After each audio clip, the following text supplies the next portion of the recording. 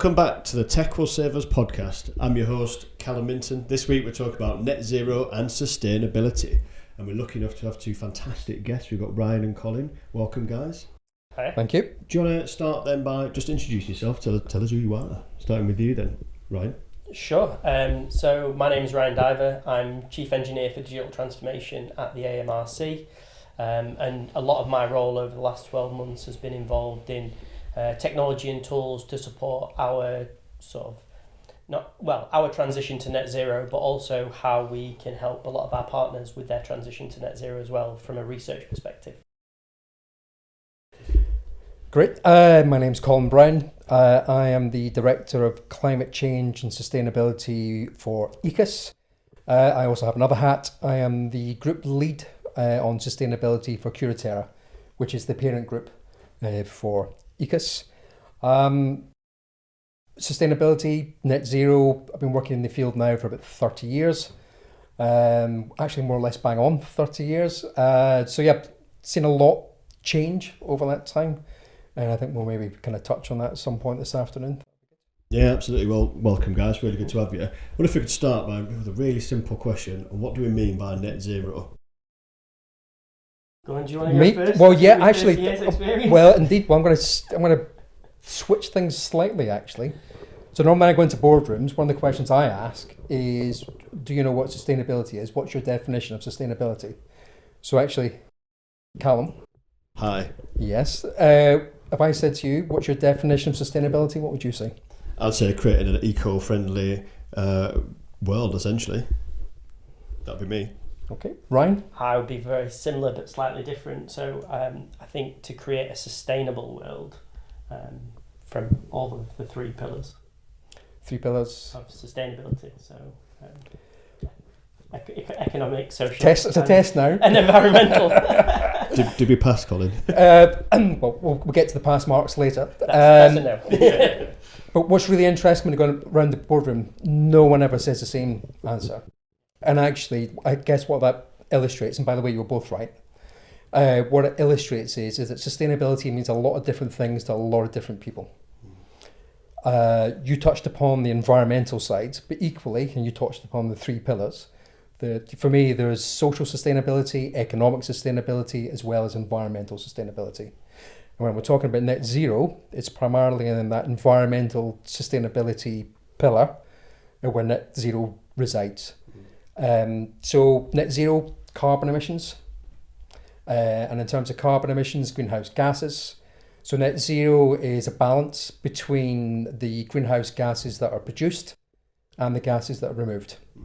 So from an organisational perspective or an individual perspective, it's managing what we produce, how we produce it, as well as the reduction element. So that could be through our own actions, but equally in terms of offsetting or mitigation is probably a better word to be using. So tree planting, peatland restoration, blue carbon, which we might touch upon later. So there's a lot of different ways in which you can go. So I was going to say it's a buzzword. It's not a buzzword. It is here. There's a lot of buzzwords in sustainability, but net zero is one's going to be here that will stay for quite a long time, primarily because organisations have commitments to be net zero by particular points in time. Your institution might be one. 2038. 2030 is good. I do like it when there's not a round number. If someone has a round number, I instantly think, where's the science behind that? As a rule of thumb. So yeah, most people have 2050. 2040, 2035. So yeah, net zero is not going away for a long time yet. It's going to be around for as long as those 2050 figures are here yet. So yeah, good long time yet. So anyone hoping for a full house in buzzword bingo has got a good chance until probably about 2050 then, is that about right? For net zero, yeah. Yes. But equally a lot of acronyms, and there's a lot of acronyms in sustainability, a lot pass by the wayside. Current one's ESG, environmental and social governance, but actually that's on the way out. Then people are talking about EESG. There's an environment as well as environment. The EESG is the one that's about to be coming out. Not too sure what the other E is, but before that there was CSR, there was SR, there was SD. So there's always something, but I think net zero is going to be around until at least 2050. I think for me as well, you just touched on one of the biggest problems with sustainability, net zero, and everything to do with that. You said we all have different definitions of what net zero is. We all have different ways of measuring it as well, and that's one of the biggest problems, in that there is, as far as I know, no standard way of measuring sustainability and net zero currently. I mean, there are lots of different frameworks out there that you can use, but none that are necessarily comparable organisation to organisation. And I guess this is where legislation's coming in now. Legislation now is looking to how do we compare like for like. Because you're right, before, there was a lot of different frameworks, a lot of different standards. Everyone had a different approach. Not one necessarily was better than the other. And the way that legislation is coming in, international as well as UK, is to standardise approaches so you can compare like for like. And maybe another thing to kind of bear in mind, if you think about, you're talking about reporting now, financial reporting's probably been around for, 2,000 years? It was only until 1929 that actually a recognised framework was put in place for financial reporting. Sustainability in terms of reporting started maybe 70s, got into the 80s, didn't really kick off until the 90s. So really, you're only looking at 20 plus years of sustainability reporting being around. It's still evolving. Yeah. So I think we have to bear that in mind when we're looking at it. And that's just the environmental. I'm not even getting onto the social. That's even it's a grey area still. Yeah. You mentioned carbon emissions and reducing carbon emissions being one of the sort of signifiers for people's net zero targets and sustainable approaches. What are people doing to measure that? Probably one for you, Ryan, in sort of how do you measure carbon reductions? So from an AMRC perspective, there are a couple of bits of work that we've done to understand the baseline, really, is the first point of call. So we worked with a company called the Carbon Trust, who will do what they call carbon accounting. So basically they come into your organisation and they give you a baseline of where you're starting at to say, right, this is where you're currently at in how you, in what your carbon per year is. And then you look at action plans to sort of reduce that. So from an AMRC perspective, there are obviously the three scopes that you have for carbon emissions. So scope 1 being what you directly use for energy, scope 2 being what you use, I should get this right, shouldn't I? What you use in your organisation, and scope 2 being what you buy, and scope 3 being what your supply chain uses. Is that right? Yeah, scope 3, otherwise known as supply chain emissions. Yeah. So from an AMRC, the first thing we can look at, or the first initiative, is scope 1. So we went through quite a large package of work to understand the energy that we use, where it's being used, and how we can look to reduce that. So it's actually a piece of work that we did with Razor. We developed a system called Carbon IQ that looks to identify the unknown. So it takes sub-meter data from the building, and it pairs that with data from energy monitors on machine. And the idea is we're trying to reduce the unknown in our energy usage so that we can, the known is the sensors from the machine, so we can target the largest machines. But also we're looking to try and find out where energy is being used that we don't necessarily know about, because as an organisation, I can't remember exactly what our daily energy usage is, but it's frighteningly large. We have, 9 facilities over the country that use a massive amount of energy. So understanding where all that goes helps us to sort of reduce that.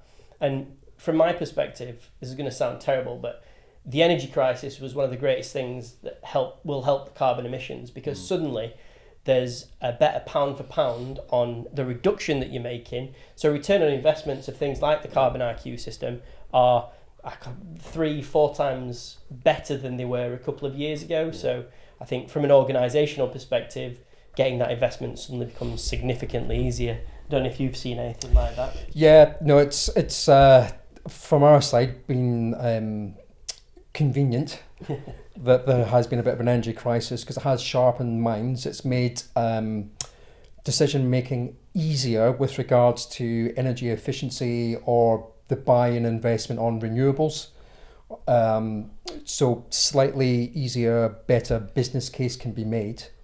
But just touching upon the carbon emissions, what makes up the carbon emissions, you mentioned energy. Energy is key. But if you're looking, generally speaking, if no one really knows to the fullest what you're looking at, so for carbon, energy, waste, water, travel, procurement. Those are kind of 5 main buckets. The hardest one by far to get a grip of is the procurement one. And again, that's the scope 3 emissions, services and products. It's where all organisations are having the greatest challenge. Why is it so challenging, do you think? What they're struggling with there? Because scope 1 and 2, more or less, it's in your hands, and it's up to you how much information you can glean. Supply chain, you're at the mercy of whoever is part of that supply chain, and you could have 100 suppliers, 1,000 suppliers, 10,000 suppliers. And then it's a question of, do you focus on the top 20 that have the 80% of your impact, or do you go for the fullest that you can? So there's different approaches that can be had. And then the other problem we have is they'll have their own systems. We talked about, how do you measure? Yeah. So one system might be different from another system. And then you have the international complexity. So they've got slightly different methodologies, different metrics, different legislation. They might not have a focus on waste. So in America, certain states, not a focus on waste. So they don't measure that. So again, it's really challenging to get a whole picture. To confuse it even more, that's an emerging field called scope 4. So scope 1, 2 and 3 is your negative carbon impact. Scope 4 is your positive carbon impact. It's an emerging field. It is one that was kind of born out of academia, but business is starting to look at it in a bigger way now. Okay. So it's an additional column to your carbon inventory, albeit you can't really account for it yet. Again, complexities in terms of how you measure, methodologies. But it's a space to watch. So would that be are we talking like generally carbon capture technologies or renewables, or what kind of would you say would fall into that category? Yeah, so built environment, natural environment. So the natural environment, there's a lot of, let's just say you're a landowner, or you have a McLaren being a good example. Their HQ, big built fabric, but equally they had a lot of surrounding land, which it's common. They turned it over to the people of Woking. So in that land, there's a lot of carbon sunk into the land, and they're stewards of that land, and it is a carbon sink. And actually, they can increase the carbon sink depending on planting and stewardship, or decrease that carbon sink depending on development and whatever else to do. Built environment. And again, these are just examples. It's not exhausting as to what it is, but the built environment, look at this room as an example. It's an old property. There's a lot of embodied carbon locked into the property. So if you're looking at whole picture, we are focused on the negative, quite rightly on the negative, but if you're looking at whole picture in terms of carbon, there are positive aspects, albeit nowhere near as big if it's a built environment than the negative side. But for whole picture, and that's where we're moving towards now in terms of carbon and understanding, it's important to look at the positive aspects as well. Okay. And again, you take it to products as another example. A product that has longevity. If you like stainless steel cutlery as an example. They don't make them like they used to. There you go. Can't go back, can you? Exactly. But if you're building it once in the last 30 odd years, or you're building it 5 or 6 times during that period, what's the carbon impact of that? I think my Sheffield stainless steel cutlery is about 1980s, so it's probably 40 years old or so now. Wow. But yeah. So and so ever evolving. Yeah. You talk about net zero. We're learning more every year. Yeah. I suppose with nothing like an energy crisis and a threat to companies' bottom line to really kick them up the bum, really, is there? Which, your energy costs must have potentially gone through the roof on paper. They were fixed until this month, actually. Were they? So they were the guy that arranged the tariff he's played an absolute blinder. So he arranged it for the University of Sheffield. So they literally just expired within the last month. So we don't actually have any data on the impact it's going to have to us, because obviously it's a varying tariff. You pay per demand of whatever it is at the time. So it will be interesting. Yeah. One of the clients I was working with, their energy bill at the beginning of what is now the energy crisis was £3 million a year. After only 5 or 6 months, the anticipated bill, so this is not the actual bill, was 19 million. Wow. So I don't know where that figure landed in the end, but again, in terms of imperative to be looking at other ways of getting their energy, absolutely. There you go. There's your argument there and then. Yeah, absolutely. And you mentioned when we're looking at measuring things, I mean, how important is data in this? And one thing that you hear quite a lot of when we talk about sustainability is big data. Can you just touch on what that means?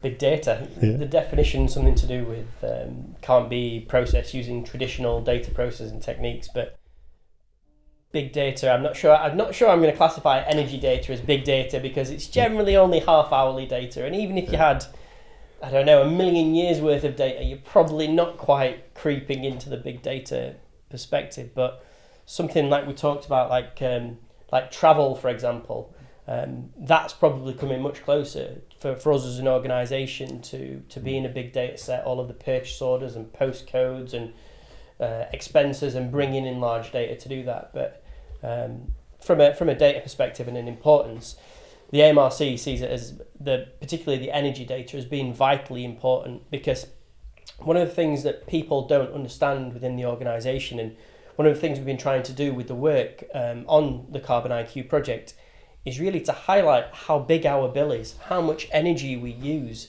I think some people take it for granted. You still go around turning lights off and things like that. It's like, actually, that will have a small impact on a big number, but it will still be a small impact from our perspective. And trying to change the culture is much harder than capturing the data for us at the moment. Yeah, I mean, the big data, as well as how you described it, for me, it's the breadth of what it covers now, especially within terms of sustainability. Even 10 years ago, it was quite a narrow data field which you use. Now, that's how far can you take it? You can really take a really deep dive into somewhere. But I say every year, methodologies are changing. Metrics will obviously remain the same, but with the change of methodology, normally means there's a whole new ream of data sets that come into play. And in terms of how important data is, it's huge. So when I work with organisations, when I go into kind of new roles, I tend to look for, it's a blank sheet. So building businesses from the ground up with regards to sustainability consultancy. And McLaren is a good example of this as well. So going in, aim of a lean team, key person in every team we build is data analyst. The first person that we look to employ is a data analyst. That's how important data is to the role. Without data, you're very limited as to what you can do and the detail of which you can provide to the client and internally. And so you've been in this field for 30 years. I'm interested to see how the role of technology has changed across that sort of 30-year period, and whether there was such a thing as a data analyst 30 years ago, or what was the capabilities in terms of data processing or anything like that? Yeah, so no data analyst. Now it's absolutely essential to have some sort of technological support. It's so vast. You could spend all your time just wading through data. So software for us is key, not just on the environmental sustainability, but actually on the social sustainability and the economic sustainability. Legislation is changing at the moment every 6 months. And there's a whole slew of new legislation on the horizon. Every time a new piece comes into play, it has an impact on what we do. So again, having software that can evolve and is flexible, not static, and can take on board these changes is key, because there's so much data we're wading through. Inevitably, there's going to be human error at some point in that chain. And that can be, all the data now has to be accountable, transparent, verifiable. And the best way to kind of be doing that is through some automated process. So even 10 years ago, software, was around. Probably wasn't so prevalent. It was all Excel based. Everyone was still using their own Excel spreadsheets. But now, it's just part and parcel of what you do. Is trying to find the right tech partner and the right piece of software for your core client grouping. Yeah, well, as a software development company, I wholeheartedly agree. And Ryan, do you want to touch on what you guys at the AMRC are doing with technology and just how big a role that plays for you? Sure. So from the AMRC perspective, one of the things that we're quite interested in is looking at, obviously, the transition to net zero. So we've worked quite closely with a company called Small World Consulting, a guy called Mike Berners-Lee, to look at how we would classify all of our research projects. So we have essentially a transition to net zero assessment tool that we developed for all of our project that basically looks at 5 different categories, and we score each of those categories, and it ultimately gives us a score to determine how good for the net zero transition these sorts of technologies are. So because we're starting to do that with all of our research projects and with all of our partners, it's starting to highlight exactly which projects are worth investing more in and which projects maybe aren't being invested or won't be invested in as much for that particular purpose.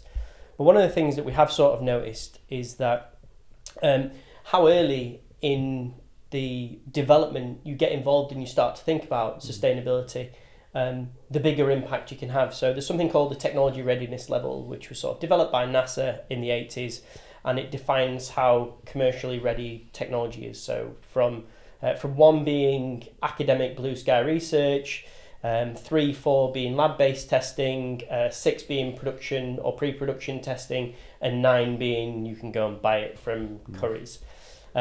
So the higher a research project goes up that development, the harder it is to embed sustainability practices within it. So the idea behind the tool is if you can do the assessment earlier on at a lower TRL, you can start to have a bigger impact. So from an AMRC perspective, that's one of the most important things that we're trying to do. We're trying to have a sustainability influence in every research project that we do, both commercially funded and our own internal funding, to make sure that overall the research that we're delivering is having an impact on that transition to net zero, which is part of the sustainability goals of the AMRC. Absolutely. You touched earlier, Colin, on policies, and we'll talk about sort of top-down driving, sustainability from the top down. Essentially, is there any sort of policy or legislation change that's coming up that you're aware of that's going to have a massive impact? At European level, it's easier to answer than a UK level. Can I ask me this question this time next year? It might be different. I don't know. It might not be. What I can say from a European level, there's a big meaty pieces that are coming out, and it's that standardisation approach that's at the centre of all of this. Will the UK adopt? I'm hoping they will. That might be influenced as to who is in power this time next year. Can't possibly comment on that on this podcast. No, but if there were to be a change, that's more likely to be adopted. Right. However, that said, larger organisations who are UK based but have a supply chain in Europe, primarily Europe, they would look to start to adhere to this particular piece I'm thinking of, CSRD.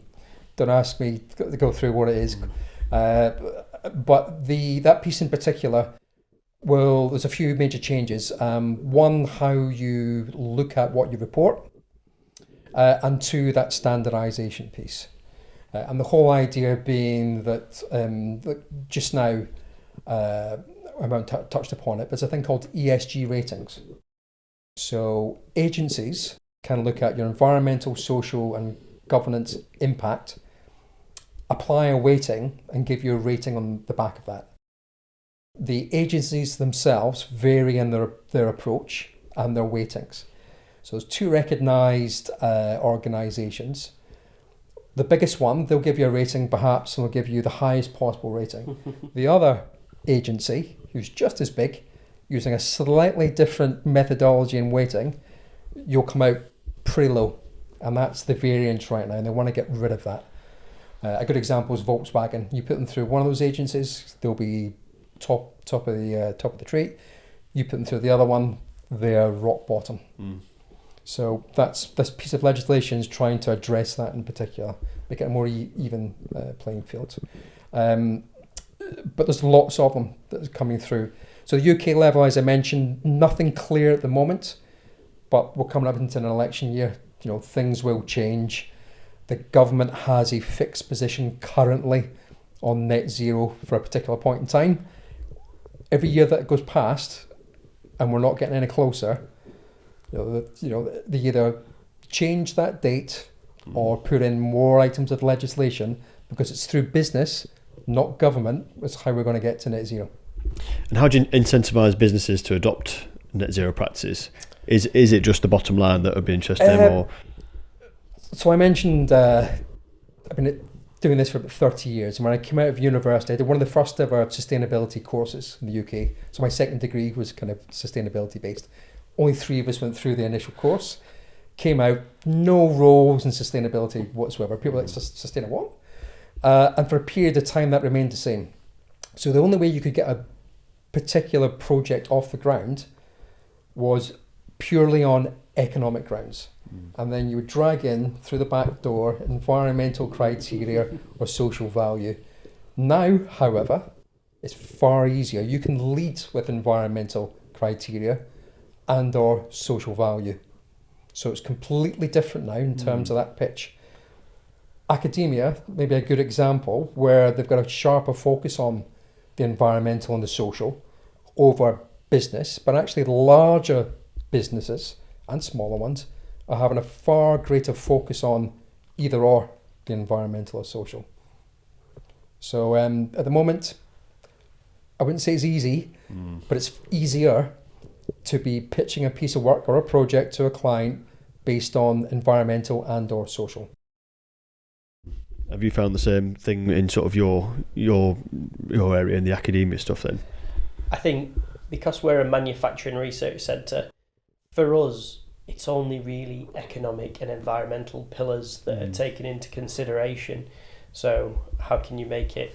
Well, from an AMRC perspective, we've led for 20 years on increasing productivity, which doesn't necessarily meet sustainability goals.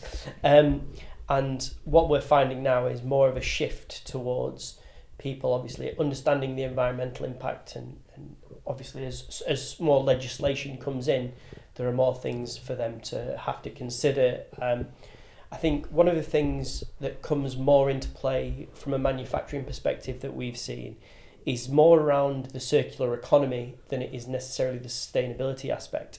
So using Siemens as an example, we recently did a project with Siemens looking at disassembly and repair of some. It was a drive controller, one of their PLC systems. So what they're interested in now is they're interested in how do I take it apart without damaging it, which they couldn't because they built it for one-way build. So they built it with clips and glues that just can't be taken apart. So you have to literally grind them apart to separate it. So I think looking from a circular economy front, that's probably one of the main focuses of manufacturing, because it also has an economic benefit. If you can reuse materials from a previous product and reuse them in a new product, you're ticking the sustainability box while also potentially ticking the economic box as well. So that's what I would say. It's just circular environment is more important. Yeah, the circularity piece is really interesting. A lot of good or leading architectural practices now are designing construction for deconstruction. So buildings they're building now, they're already thinking of the next building after using the same materials. And certain practices now are adopting, they won't design any new buildings without having that approach embedded as part of so that's already happening. Wow. From when I was at McLaren, I helped develop a number of kind of moonshot ideas around sustainability. One was for a fully circular F1 car. It was a moonshot, so by its very nature it was aspirational, but it's now off the ground It is a reality. They are researching to build. There's been quite a lot of press on it of late on BBC as an example. But a lot of backers are now interested in it. So in terms of that economic piece, so what was purely an environmental, and it did have social value to it, a lot of commercial interest now because of that environmental project. So economically, really attractive proposition to be involved in those type projects. I guess my research side, you must see maybe similar instances with something that really captures the imagination, you get backing, support. Yeah. I mean, like I say, the Siemens one is a great example where it was just sort of, and it started off as an idea in a brainstorming session and became all the way to a fully fledged demonstrator of how they might do this. And when you see it taking it apart, and obviously that then leads into the design practices, and that's the key really for me. Everything that we're learning needs to go in at the beginning. It's great to hear about that type of architecture where they're already thinking about how a building might be reused or disassembled, whereas well, you're looking forward like 100 years there, right? I mean, that's really forward planning. Yeah, well, look at them knocking them all down on Shepcote Lane or whatever. They've been coming down for as long as I can remember to put new warehouses up, so thinking about something like that would be... Yeah, I mean, if a typical lifespan now, depending whether or not it's a domestic property or a non-domestic property, commercial property, 20 years, 30 years? It's nothing. I mean, you think back to, what's this building? We're sitting in just now. And this is over 100 years, this one, isn't it? Exactly. Yeah. So different approach, built to last. So I think, it's encouraging to see. It's not, as a best practice as opposed to best process. It's pockets of good practice, best practice. But really encouraging to see that, and actually others being inspired and adopting that, albeit it might not be to the same level, but it has to happen at small scale as well as at the kind of the grander scale.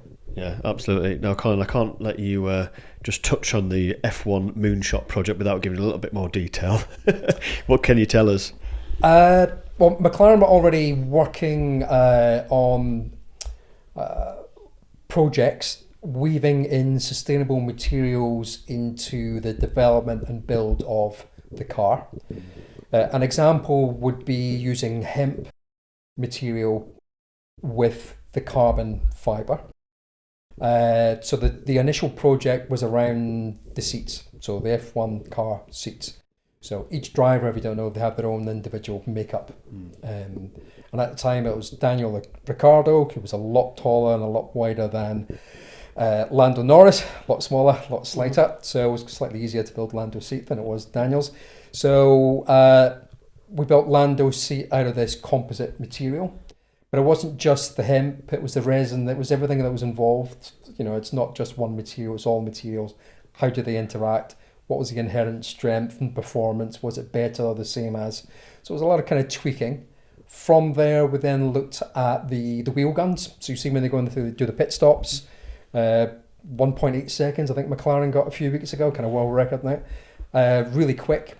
But yeah, they're now made out of, from the McLaren side, the hemp materials.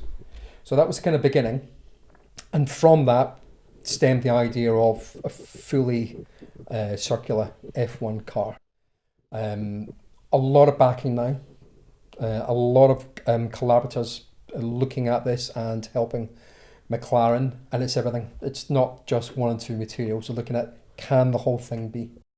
And what's great about the likes of F1 is pushing the boundaries on technology.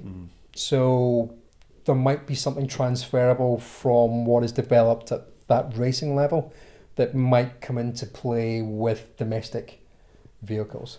Although that said, domestic vehicles, quite a few of them already are already looking at that kind of fully circular model. So there's a lot of companies we might not be aware of, but in India, who are already doing this. So that was a really interesting field. And the date now, I think, is 2030 for that F1 car. So yeah, I think you'll hear a lot more about it over the coming years. And what are the challenges in taking innovations that are found in a project like that and getting them more broadly adopted within industry? Honestly, it's usually the sharing of. One of the things you said there was great. It's a collaborative project, but things like this are commercial advantages, and a lot of organisations are developing these types of commercial advantages for their products to keep themselves commercially at the front. So where there are more collaborative opportunities through UK grants or European grants or whatever, I think they create more opportunities than necessarily internal R&D, because sometimes you don't know what's being developed because nobody wants to talk about it until it's in a fully fledged product. So I think, more collaborative R&D projects would lead to more incentives for people to be able to incorporate those technologies. So through funding like APC funding, which is Advanced Propulsion Council, and ATI for aerospace, they're likely for me to be the routes that develop the best technologies that will be for circular economy and net zero. Yeah, I mean, that collaboration piece. So the likes of organisations similar to McLaren, where technology is key, winning and losing can be 100th or 1,000th of a second. So, the data that you get from a race, and the technology involved in the development of the car, as well as the skill of the driver. Other organisations would engage with McLaren based upon their technological know-how. So when I was there, we were having conversations with WWF, and they were talking about how they would manage, measure, and report field studies and track certain species or decline or growth. So we're looking to see how technology might play a bigger role in doing that. Again, tapping into the level of expertise at McLaren level and partners was how they were looking to further develop and better that management process. So, it's not just business to business. It's the synergy goes right across many different disciplines. You couldn't get further removed than WWF and F1. No. So stop, collaborate, and listen is the message there. Yeah. I'm not going to sing. I've already done that earlier. No one wants to hear that again. I want to hear a bit more. I mean, we were chatting earlier, Ryan, about the idea of a digital passport. Can you explain what it is and how it's relevant in your sector? Yeah, so the idea of a digital passport is through the manufacturing process to capture as much information as you possibly can. So it's also sort of referred to as a digital thread.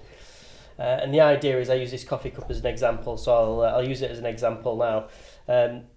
As each individual element is manufactured, information on that is captured through the manufacturing process. So the lid will be probably some form of injection molded, and it'll be a certain material, and the process and the temperatures it was heated to, for example, will be stored, along with the material of the cup, the material of the sleeve, even down to the types of adhesive that we use, because obviously they will have an impact on the length of the life, and also on recyclability and also on reusability. So the idea is, if this cup theoretically had, I'm going to say a QR code, because everyone loves a good tracking technology, had a QR code on the bottom that when this came to be recycled, the QR code could just be scanned and everything to do with this product would already be known. So the idea behind it, or from my perspective, one of the exciting ideas behind it, is that rather than organisations being the only people that could properly recycle their products, a great example of that being Apple, who have disassembly centres for their iPhones, mainly because they've got gold in them, but for them to be able to get the rare earths back out, anyone would be able to recycle it to its best ability because they knew exactly what was in the material. And within aerospace, that's particularly prevalent because particularly when using certain aerospace grades of aluminium, they can only be machined once, and then any scrap that comes off basically gets turned into a lower grade aluminium that's then used for something else. But when they're recycling, they might not know what grade of aluminium it is that they've got, etc. So if they were stamped, or they were QR code, or they were identified as a certain material, it would make generally recycling and reuse significantly better. So that's kind of the advantage of it, and sort of my version of the technology is. I'm not sure if you've got anything that differs. Or... Well, no, it's a bolt on to what you've said. So everything what you said, plus everything has a carbon impact. Yes. So everything you've listed there, alongside what you've listed in brackets, would be a carbon impact. So from my point of view, with clients, if clients know exactly the carbon impact of a product and or service. It's that scope 3 emissions now, the tricky, difficult piece. So the digital passport is a really good way to eliminate some of the difficulties there. So for me, fantastic. They're really good. I once saw a great example. I can't remember exactly where it was. Someone had taken, like the nutritional value piece, like the little thing that you see on all food labels that's always red on everything that I buy.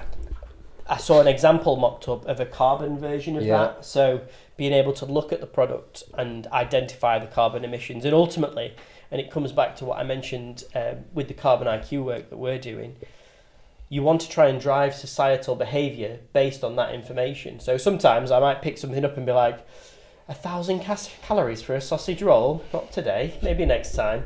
But if it was the same sort of aspect, this particular product has a ton of carbon embodied in it, maybe I'll look for something that's slightly different to that and try and drive those behaviours, because ultimately mass consumer behaviour will drive the biggest change.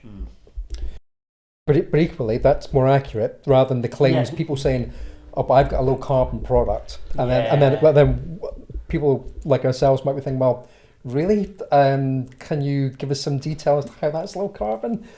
And greenwashing is a massive issue. Again, go back to that, the new legislation, the standardisation is looking to eliminate a lot of the greenwashing. So people now, if they say we're going to be net zero by 2038, they're going to have to produce accountable, verifiable. Prove it. Yep, exactly. It's the prove it piece, and it's the data piece, and it's auditors who will now be coming in, independent auditors, looking at your documentation and ensuring what you say you're going to be doing actually marries up to the data. I always love that with cloud computing. It's a great way to move your energy costs from scope 1 to scope 3, because they're not your problem anymore. So if you had a data center here, you'd pay for costs of cooling, you pay for costs of power, they get quite hot. You just move it all to the cloud, and then suddenly you don't have to account that in your scope 1 emissions. It goes into your scope 3 that's a bit more loosey-goosey. Yeah, so at the moment, just to give it an idea, you can report, people tend to report scope 1, scope 2 because it's the easier thing to be doing. There is, not a relaxation, that's the wrong word. It's a bit of latitude around what organisations can cover in terms of scope 3. So they don't really try to push and go for the difficult stuff. So the digital footprint is actually huge, and it can be up to 80% of an organisation's actual footprint. And if you're not looking at that, you're not really reporting what your true impact is. Yeah. And again, it's that whole picture. For most organisations, all they're stating is a little bit of a picture. It's part of a jigsaw. You're not seeing the whole picture yet. So would that be the low-hanging fruit for people then, essentially? I mean, if they adopted the digital passport, for example, could that be quite an easy way of proving that they're doing the right things? It becomes more accountable. It's more transparent. It's verifiable. All the stuff you want to be seeing, as opposed to you've got figures on there, but can you tell me where they come from? No. Yeah, thin air. But the problem with the digital passport is it's still, you would only be able to report your scope 1 and scope 2 emissions. For example, they might buy the cardboard in for the sleeve, and they might not know the embedded carbon of the cardboard. So I think the problem is there are too many unknowns at the moment to be able to quantifiably say this is it. Even when the Carbon Trust came into the AMRC to do their accounting, they had to make some huge assumptions when it came to business travel. Business travel falls into scope 2 emissions. They had to make some huge assumptions on the travel and the types. They basically had to look at the types of travel rather than how far people were going, and estimations. And there's a whole host of assumptions that currently go along with that type of accounting that it's hard to quantify as a specific number that you would want to stick your name against. Yeah, that's a good point you make, though. There is a lot of guesstimation and still in a lot of the calculations, but it's getting that balance right between being overwhelmingly a guesstimation to being 20% of an actual figure. And an 80-20 balance is maybe not a bad rule to be aiming for in the absence of having something that's robust. I want to paint a positive picture, hopefully, for the future. Can you give what advice to any companies that are looking to embark on a sustainability journey would you give? I think from the learnings that I've had at the AMRC, stick to what you can control to start with. So energy costs are something you could control. Business travel, actually, the AMRC, when it did its audit, found that actually there's quite a lot of business travel that you can control. And again, another good thing that came out of, I'm going to say a good thing that came out of COVID, probably one of the other good things, was quizzes. Was the fact, they went very early, was the fact that people started to do a lot more remote meetings and remote webinars and remote conferences. The amount of flights that I've taken across Europe to conferences and things like that now actually I can do from the office, or I can meet those people from the office, have those introductory meetings and maybe only visit them once rather than having to go over numerous times. So I think business travel has been an area that the AMRC has really been able to focus on, including all of our directors getting trains to their board meetings and things like that, to obviously try and set a good example to the rest of the organisation and lead from the front. I think if you can get senior buy-in, so our CEO Steve Foxley he's very passionate about this. This is like his number one priority for the AMRC, and I think you can tell with how the AMRC behaves. So what you can control, but also strong leadership really helps the organisation adopt the changes that you have to make. Yep, again, all of that, but I guess maybe what I might add to that is maybe 4 Ations: communication, collaboration, education, information. I was going to say data, but it didn't quite go, didn't fit the Asian model. But I mean, underpinning the other 3, it's data. So really understanding the impact of what you do, start, even albeit small, start to measure, get an idea. It doesn't have to be whole picture, just start the process. Then it's an educational piece on the back of that. How you communicate, it could be a competitive advantage depending on what you do. A good way, I think, once you have measurement systems in place, is trying to introduce carbon accounting and budgets. So again, emerging fields, but really good ways to manage and reduce carbon impact. So maybe not a first step, but if you put in play systems that allow you to better measure, manage, monitor, because if you do an annual report, one of the problems I have with annual reports is that you reflect upon activity you did 12 months ago. And if you want to be changing direction or something's happened, you're being reactive. Whereas if you're monitoring, it's real time or as close to real time as possible, you're proactive. And actually you can make a lot of good changes and make a big difference at a quicker rate of knots. You're in a far better position of control. And it's about compliance first and foremost for a lot of organisations looking at legislation. Next step up from that really is gaining greater control. Just better management, better systems, better measurement. And the last bucket there, I guess, is leadership. So once you've done the compliance and gained greater control, if you're looking towards commercial advantage, competitive advantage, early adopter, it's that leadership piece. And I guess academia, again, very good position to be doing that because of what you do in terms of research. But from a business perspective, collaboration with academic institutions on commercially ready or can be ready products, approaches, that's how I see organisations taking that step between starting, compliance, control, leadership.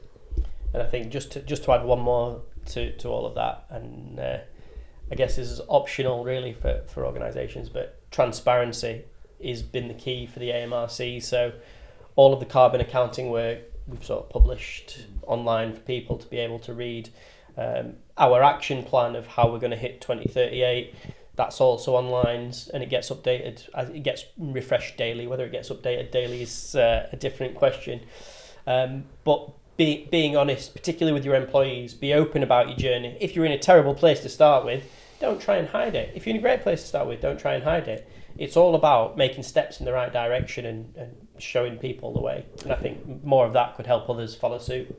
Actually, it's better if you start off in a bad place because actually the improvement you can show very quickly is quite dramatic. Whereas if you're an organisation who's been doing this inherently for a while, it's quite hard to show that curve and the impact that you're having. Whereas if you're energy intensive, there's simple things you can put into play and you can show improvement quite quickly. So yeah, I'd actually I'd argue for the fact that if you are in a worse position, the greater the opportunity to be able to get that buy-in. Bigger the change you can make, right? Absolutely, yeah. So we've covered a lot of ground. I just want to finally ask, what does the future look like? I don't know. We were talking about when he mentioned the 2050 date. I just keep thinking, is it going to be 2050? Like, every part of my body wants to be like, yeah, we'll definitely be at net zero by 2050. But that's like the little boy being hopeful, but the the educated adult maybe seems slightly differently. But I think the key message and the key thing for me is everybody can do something, regardless of what we talk about at an organisation. Everybody could do something, even in their personal lives, to help that step towards a better future. So I guess my final thing would be, it's not just about work. Like, in your personal life, you can also make small changes that have minimal impact, that can also lead in the right direction. Turn the big light off. Turn the big light off. I guess from my point of view, I'd mentioned that when I came out, after I finished my second degree, no jobs in sustainability. There was no titles that had sustainability in it. Now, so many roles have sustainability appended to a title. In terms of the future, I would like to see sustainability drop off, and actually sustainability is just inherently part of your role and responsibilities, what we do. So no longer would there be, sustainability director, or, everyone will have their own role and responsibility. And that's where I hope we're moving towards. Guys, thank you very much for joining. It's been absolutely brilliant. And thanks for watching, everyone. Remember to turn the big light off, and we'll catch you on the next one.